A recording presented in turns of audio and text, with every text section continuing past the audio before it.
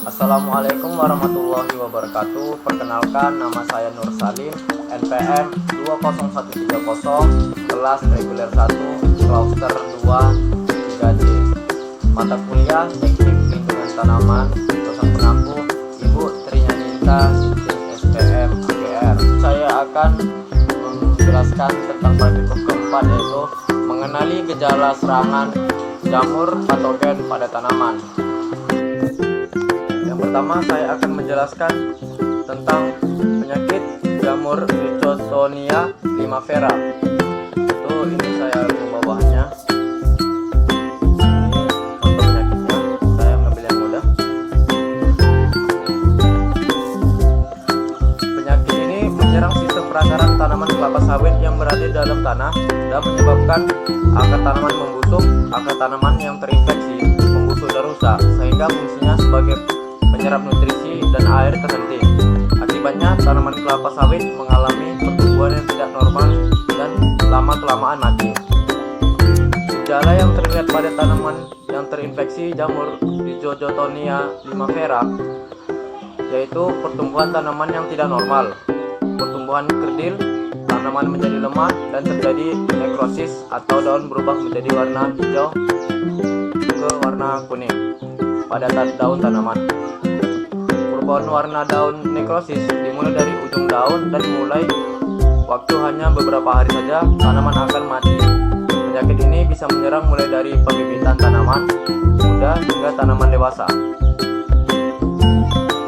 Upaya yang bisa dilakukan untuk mencegah penyakit akar pada tanaman kelapa sawit adalah dengan melakukan budidaya yang baik dan benar sesuai dengan prosedur budidaya yang dianjurkan.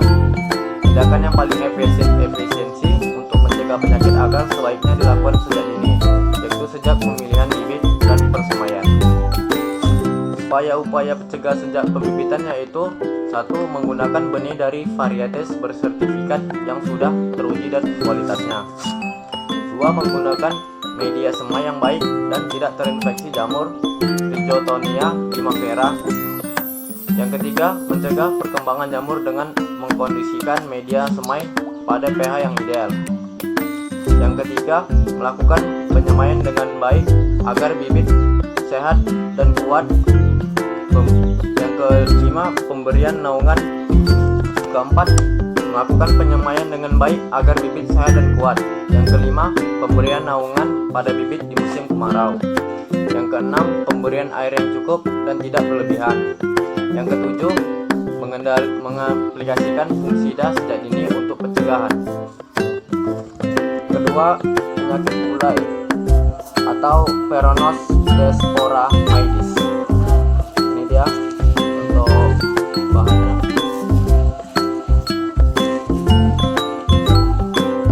Penyakit ini merupakan penyakit utama budidaya jagung. Penyakit ini menyerang tanaman jagung, khususnya varietas rentan hama penyakit, serta saat umur tanaman jagung masih muda, antara 1-2 minggu setelah tanam.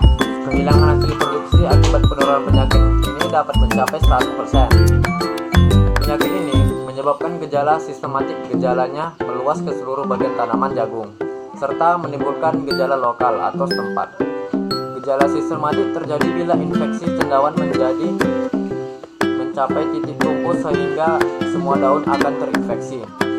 Gejala penyakit gulai: adanya warna kirotik memanjang sejajar tulang daun dengan batas terlihat jelas antara daun sehat. Bagian daun permukaan atas maupun bawah terdapat warna putih seperti tepung.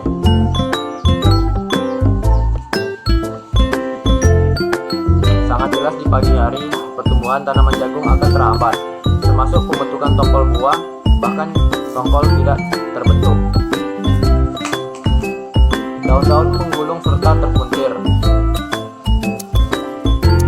Pengecatan berbuah menjadi masa daun yang berlebihan. Pengendaliannya yaitu: 1. Menanam varietas tahan penyakit gulai. 2. Melakukan periode waktu bebas tanaman jagung minimal 2 minggu sampai 1 bulan. Ketiga, penanaman jagung secara serempak. Keempat, pemusnahan seluruh bagian tanaman sampai ke akarnya pada tanaman terserang penyakit gulai. Yang pertama, penggunaan fungisida metalaksil saat perlakuan benih dengan dosis per kilogram benih. Yang ketiga, saya akan menjelaskan tentang Ganoderma apalantum pada kelapa sawit.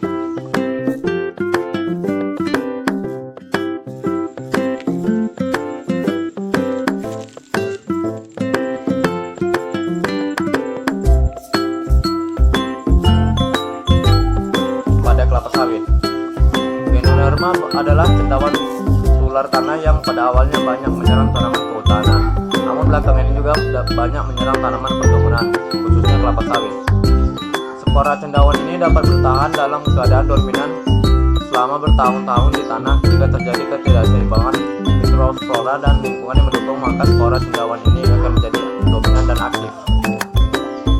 Tubuh buah Ganoderma bisa mencapai diameter 30 cm, warna permukaan atas buah kecoklatan dengan tepi putih kekuningan. Saat matang warnanya mengkilat, permukaan bagian bawah berwarna putih kusam dan berpori. Tempat terbentuknya spora berstadium spora. Spora jamur ini dapat bertahan dengan tanah dengan keadaan bertahun-tahun. Letaknya saling berdekatan, saling menutupi dan tersambung, terbentuk susunan besar. Pada awalnya penyakit ini hanya menyerang tanaman kelapa sawit generasi kedua dan seterusnya, tetapi saat ini sudah menyerang tanaman muda dan generasi pertama, bahkan pada pembibitan sekalipun. Gejala serangan jamur ini pada tanaman muda yang dapat diamati dari luar adalah adanya daun yang menguning pada satu sisi, bintik-bintik bentuk daun yang lebih pendek yang diikuti nekrosis. Secara keseluruhan warna daun pucat dan kusam, pertumbuhan melambat, serta daun tombak tidak membuka. Penyebaran penyakit Ganoderma pada kelapa sawit biasanya yaitu satu, kontak langsung dengan akar yang sakit. Model penularan semacam ini banyak terjadi pada tanaman dewasa di mana pelepah daun dan akar tanaman sudah saling bertemu. Yang kedua, penyebaran melalui spora. Spora merupakan alat perkembangbiakan jamur Ganoderma. Satu batang tubuh Ganoderma dapat menghasilkan jutaan spora yang dapat tersebar melalui agen pembawa seperti udara, air, dan serta tanah. Yang ketiga, penyebaran inkulum sekunder. Inkulum sekunder berasal dari tanaman yang terinfeksi dan sudah mati. Semakin tua umur tanaman yang mati, maka semakin banyak sumber populasi inkulum yang tersedia. Cara mengatasi pencegahan jamur Ganoderma: 1. Melakukan sensus Ganoderma sejak dini. 2. Memusnahkan sumber inkulum Ganoderma. 3. Hindari penggunaan bahan kimia yang berlebihan. 4. Perawatan yang sesuai standar perkebunan. 5. Aplikasi pupuk yang tepat. Yang ke-6, aplikasi chips sebagai vaksin Ganoderma.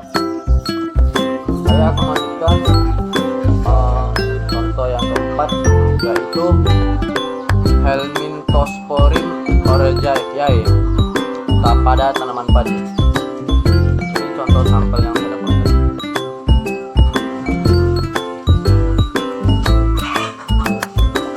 Pada bagian daunnya terdapat bulat-bulat yang berwarna coklat.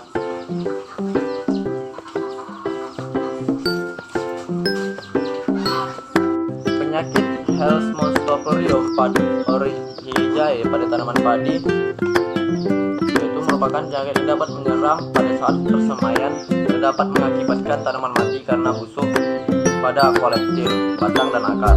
Serangan juga dapat terjadi pada daun dan bulir. Apabila bulir padi diserang, maka mutunya akan menurun.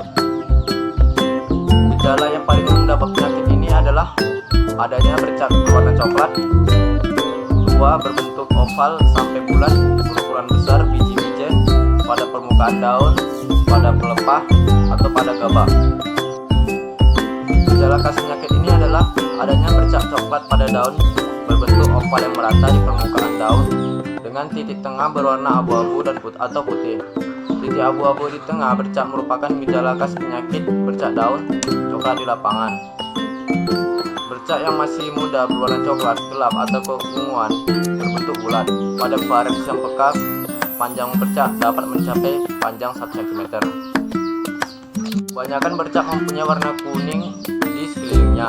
Dan bila serangan menghebat, seluruh permukaan bulir dapat tertutup massa konidi dan tangkainya. Pada serangan berat, jamur dapat menginfeksi gabah dengan gejala bercat warna hitam atau coklat gelap pada gabah. Serangan berat pada daun dapat mengakibatkan daun mengering. Daur hidup penyakit ini diawali dengan conidim jamur yang disebarkan oleh angin, dan infeksi terjadi melalui mulut, kulit, atau gejala baru tampak 30 hari atau lebih setelah infeksi. Ini menyebabkan lambatnya gejala di lapangan. Meskipun infeksi dapat terjadi pada daun muda maupun daun tua, jamur ini mempertahankan diri dari musim ke musim pada biji-biji dan jerami. Diduga jamur ini dapat bertahan pada rumput-rumput liar, antara lain dapat menginfeksi lembu yangan. Cara pengendaliannya yaitu: 1. Jarak tanam yang tidak terlalu rapat, terutama saat musim hujan. 2. Jika perlu, gunakan cara tanam sistem legowo. 3. Jangan gunakan urea yang berlebih dan imbangi dengan unsur K. Yang keempat, aplikasi fungisida pada daun tanaman padi, contoh antrakol dan fungisida kontak lain sebagai pencegahnya. Jika sudah terserang, gunakan fungisida sistematis seperti skor. Yang kelima, penanaman varietas tahan seperti Sierang dan Membrano. Yang keenam, pemupukan berimbang dan yang lengkap, yaitu 250 kg urea, 100 kg SP36 dan 100 kg KCI per ha. Yang ketujuh, penyemprotan fungisida dengan bahan aktif Fluconazole